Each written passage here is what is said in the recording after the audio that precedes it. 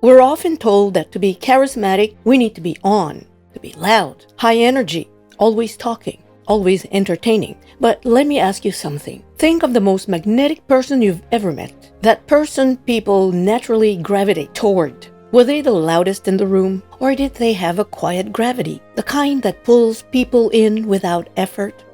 Today, I want to share 3 micro habits of quiet charisma. Tiny habits that make people feel at ease, respected, and drawn to you, without raising your voice, without performing, without trying to impress. And the best part, you can practice all of them today.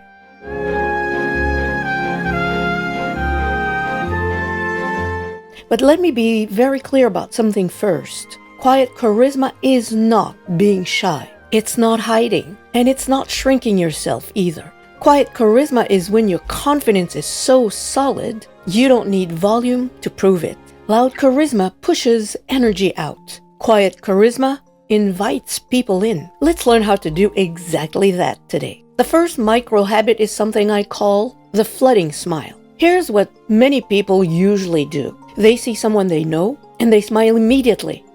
Big, fast, automatic. It's polite, but it's also forgettable. Now watch the difference. Did you feel that? That tiny pause changes everything.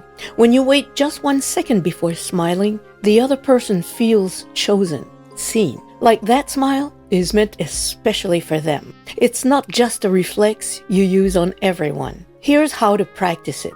1. Look at the person, but really look at them. 2. Pause for 1 second.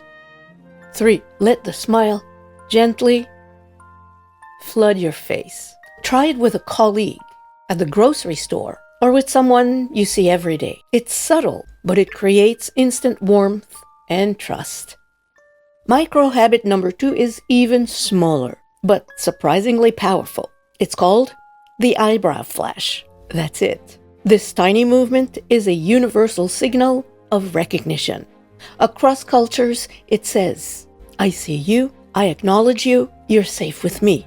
I know that every time a friend of mine does that to me, I kind of feel safe because it tells me, hey, I'm happy to see you and I was expecting you. Try it and see what happens then. When you walk into a room and make eye contact, that small eyebrow shift creates connection before you even speak. But a word of caution, this is not it. You don't want to shock people. You don't want to surprise them or look surprised.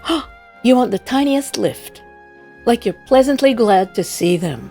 Practice it once or twice in front of a mirror. Used naturally, it makes you instantly more approachable. Now we come to the most powerful habit, but also the most difficult one: intentional silence.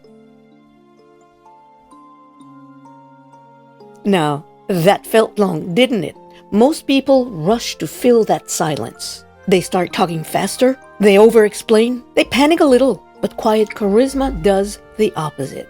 When someone asks you a question, pause, breathe, then answer. That pause sends 2 strong signals. First, I'm comfortable with myself. Second, my words are worth waiting for. Silence makes people lean in, and it gives weight to what you're going to say next. Remember this. Confidence does not come from how fast you speak. Confidence is how comfortable you are with silence.